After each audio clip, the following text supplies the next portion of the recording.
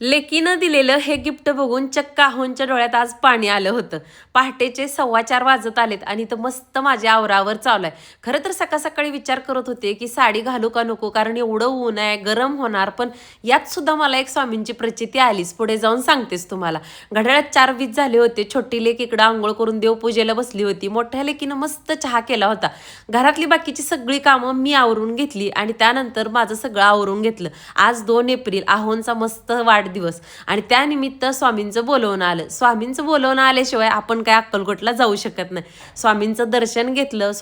आहोंना खूप दीर्घ आयुष्य लाभू द्या, त्यांच्या सगळी इच्छा स्वप्न पूर्ण होऊ देत, हे स्वामींच्या चरणी प्रार्थना केली. लेकीनं मात्र पप्पासाठी छान असं गिफ्ट बनवलं होतं आणि ते बघता क्षणी त्यांचे डोळे इतके पाण्याने डबडबले होते ना, पुढे जाऊन बघालच तुम्ही.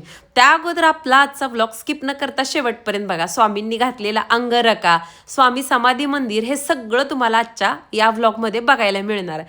आणि हेच ते ग्रीटिंग बघा. इतकं तिनं छोटंसं ते कटिंग बनवून ती मुलगी गिफ्ट देते पप्पांना असं बनवलं होतं. चक्क आहोंनी ते हातात घेतलं आणि ते कसं होतंय बघितलं. आता इथं तुम्ही बघू शकता. एवढं सुंदर ग्रीटिंग बनवलंय हे बघून कुठल्याही बापाच्या डोळ्यात पाणी आल्याशिवाय राहणारच नाही, बरोबर की नाही.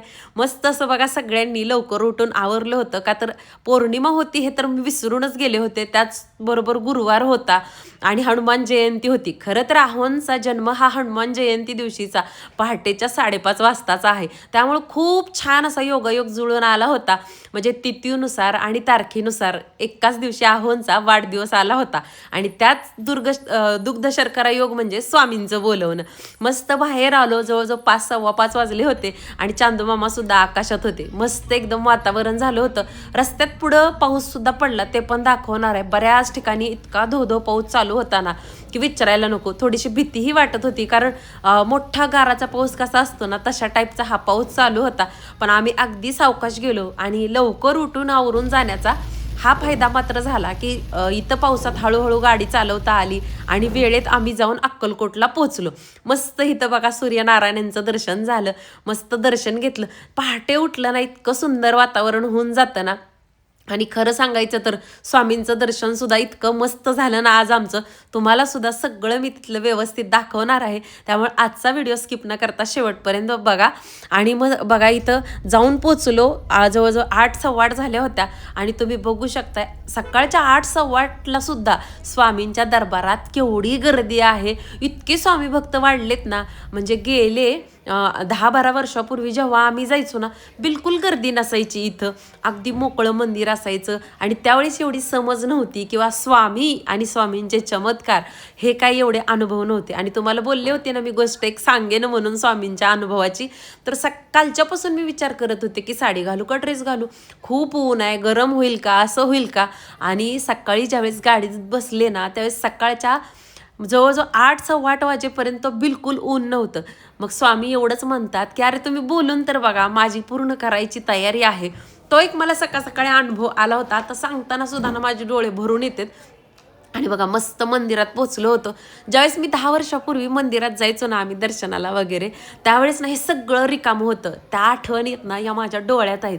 मी अगदी ह्या मंदिराच्या परिसरात गाभाऱ्यात उभारून ते मोकळं आकाश पाहिले. हा वटवृक्ष आता जो सगळा पूर्ण दिसत नाही ना, या वटवृक्षाच्या सावलीत मला स्वामींनी बसवून घेतले. खरंच माझं काहीतरी आदल्या जन्मीचं पुण्य असेल बरं का, या जन्मीचं माहीत नाही मला. त्यामुळे स्वामींनी मला इतकं जवळ घेतलं होतं. आणि हे बघा आत्ता हे सगळं जे रिनोव्हेशन आहे ना बघताय तुम्ही, हे गेल्या 1.5 ते 2 वर्षातलं आहे. आणि समोर तुम्ही स्क्रीनवरती स्वामींचं दर्शन घ्या. का तर आत गेल्यानंतर गाभाऱ्यात मोबाईल वगैरे अलाउड नव्हता आणि नियम मोडणं हे आपल्याला चुकीचं वाटतं. तरीसुद्धा कालचा लाईव्ह जर तुम्ही बघितला नसेल तर लाईव्ह बघा. आहोंनी माझ्यासाठी आणि आपल्या यूट्यूब फॅमिलीसाठी रिस्क घेऊन लाईव्हमध्ये आतमध्ये जाऊन ना तुम्हाला लाईव्ह स्वामींचं दर्शन दिलं होतं. मस्त छान इथं दर्शन रांगेत उभारलो होतो. इथं सुद्धा एवढी भयंकर गर्दी होती ना की विचारायला नको. आणि आत बघा इथं गाभाऱ्यात जाईपर्यंत मला मस्त व्हिडिओ घेता आला आणि इतकं छान वाटत होतं ना. आत मात्र मी व्हिडिओ घेतला नाही, तुम्हाला त्याच्यासाठी लाईव्ह आपला बघावा लागेल. दर्शन घेऊन बाहेर आलो. इथं स्वामींच्या चरण पादुका आहेत, ते सुद्धा तुम्हाला म्हटलं दाखवावं.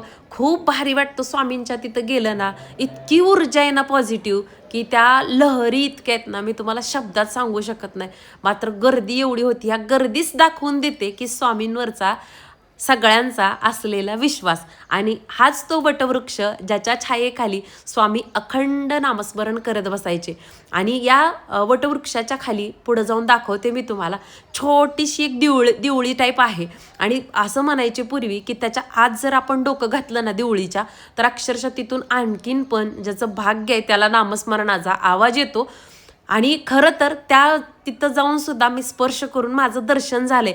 आणि ह्या गोष्टी मला ज्यावेळेस आत्ता आठवतात ना, त्यावेळेस वाटतं खरंच स्वामींची किती कृपा आहे माझ्यावरती की मी त्या गोष्टींचा अनुभव घेऊ शकले. ती गोष्ट मी तुम्हाला दाखवते. आणि तिथं ना त्या वटवृक्षाच्या खाली अखंड दिवा चालू असतो.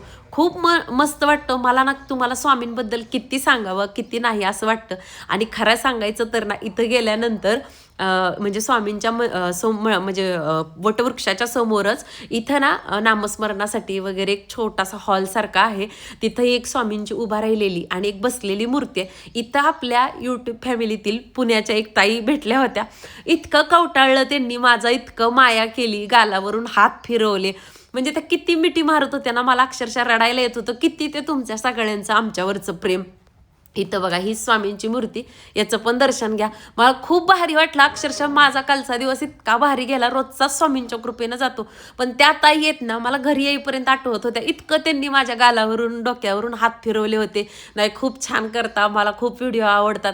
आणि त्यांच्यासोबत आलेल्या बायकांना सुद्धा त्या हाक मारून सांगत होत्या, हे बघा मी ह्यांचेच व्हिडिओ बघते. म्हणजे किती कौतुक वाटतं ना तुम्हा सगळ्यांना. म्हणजे आपण जरी असं कधीतरी भेटतो, पण किती माया किती प्रेम तुमचं आमच्यावरती असलेलं. खरंच मी देवाची स्वामींची खूप कृतज्ञ आहे. आणि हेच बघा जिथं दाखवते ना वटवृक्षाच्या खाली, हे पहिलं रिकामं होतं, पण बरीच लोक दर्शनाला आल्यानंतर तिथं मुंडकं घाल, काहीतरी वेगवेगळं काहीतरी कर, पेढे चिटकव. त्यामुळे इथली सगळी जी दर्शनाला जायचा भाग आहे ना, तो बंद करून टाकलाय बघा. पण म्हटलं तुम्हाला इथून तरी दर्शन घेता यावं.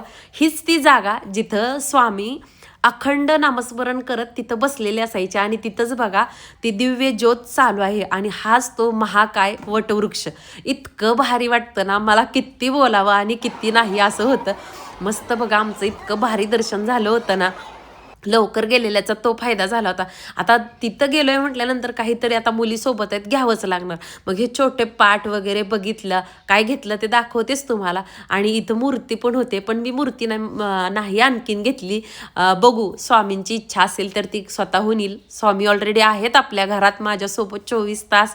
प्रत्येक सेकंदाला आणि प्रत्येक क्षणाला फोटो आहे माझी, तिथं श्रद्धा आहे. आपल्या मनात चराचरात स्वामी आहेत.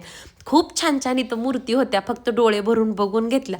नंतर इथं अन्नछत्र मंडळ आहे ना, तिथं सगळेजण फोटो काढतात बघा. म्हणजे एक मोठी स्वामींची मूर्ती आहे उभारलेली. आणि अन्नछत्र मंडळापाशी पण आहे. आणि एका साईडला सुद्धा फोटो काढण्यासाठी बघा इथं ही बघा या साईडला ती पण मूर्ती आहे. मग तिथं पण आता सगळे काढतात म्हणल्यानंतर आपल्याला पण मूळ आवरत नाही. मग तिथं जाऊन मस्त आहोंनी मी लेकींनी फोटो काढले. आणि त्यानंतर बघा चोळप्पा महाराजांच्या मठात सुद्धा आम्ही दर्शनाला जाणार आहे. बरेच जण अक्कलकोटला आल्यानंतर ना फक्त स्वामींचं जिथं वटवृक्ष आहे तिथलं दर्शन घेतात. तसं करू नका. आवर्जून तुम्ही चोळप्पा महाराजांच्या मठात स्वामींचं समाधी मंदिर आहे, तिथं गेल्याशिवाय तुमचं दर्शन पूर्ण नाही. आणि खरं तर इथं जाणं खूप महत्त्वाचं आहे, कारण इथं स्वामींचा अंगरखा आहे, बऱ्याच गोष्टी आहेत. स्वामींची पाऊल खुणा इथं उमटलेल्या आहेत, त्यामुळे त्याचं सुद्धा तुम्हाला दर्शन होतं. आज हनुमान जयंती होती, पौर्णिमा होती, त्यामुळं समाधी मंदिराच्या तिथं खूप म्हणजे खूप जास्त गर्दी होती. कारण तिथं स्वामी समर्थांचे भक्त अभिषेक करत होते, त्यामुळे भयंकर गर्दी होती इथं. आणि इथंच बघा आत समोर दिसते तुम्हाला, ते आहे स्वामींचं समाधी मंदिर. आणि तिथं स्वामींची समाधी आहे. पहिलं इथं आत जाऊन सुद्धा दर्शन घेता येत होतं, पण आत्ता सध्याला फक्त जे अभिषेक घालतात ना त्यांनाच सोडत आहेत. तर कसा वाटला आजचा हा व्हिडिओ? आवडला असेल तर प्लीज लाईक आणि सबस्क्राईब करा बरं का चॅनलला. आणि कमेंटसुद्धा करा. हेच बघा चोळप्पा महाराजांचा इथं वाडा आहे. आणि इथून बघा चोळप्पा महाराजांचं म्हणजे इथं लिहिलंय बघा घर आहे.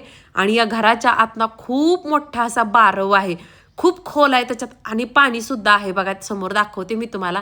आणि इथं आत गेल्यानंतर हा समोर दिसतोय की नाही तुम्हाला रुद्राक्षाची माळ घातलेला, हाच आहे स्वामींनी घातलेला अंगरखा. दर्शन घ्या आणि श्री स्वामी समर्थ म्हणा. नंतर भेटू.